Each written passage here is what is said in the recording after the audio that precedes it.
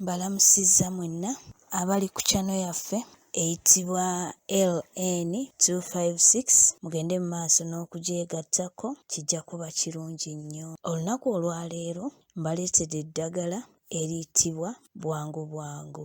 Bwangu bwangu ono bw'atyo bw'afaanana nga bwe mulaba ku vidiyo awo, mugende mu maaso n'okulayikinga vidiyo eno.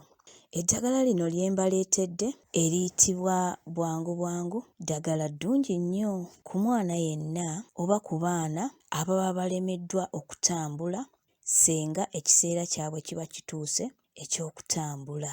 Mbadde nkusaba weekwata akaddo kano akayitibwa bwangu bwangu. Bwangu bwangu mulungi nnyo, ajja kukutaasa omwana we asobola okutandika okutambula. Omukozesa otya? Kwata obukoola obwo obwa bwangu bwangu obuyenge mu ngalo zo. Bw'omala okubuyenga fuba nnyo olabe nti obuyengedde ddala. Bw'omala okubuyenga tandika okumusiiga omwana. Musiige okuva mu kiwato okutuuka wansi mu magulu ge, naddala mu nnyingo omwo, mu nnyingo z'amagulu omusiigire ddala. Kikole okumala ennaku zo nga 3 omwana we ajja kuba atandise okutambula.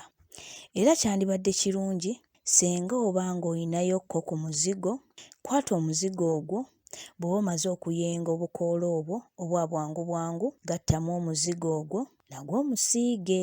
Bw'obigatta wamu omuzigo n'obukoola obwa bwangu bwangu ng'omaze okubuyenga bulungi, tandika okumusiiga omwana.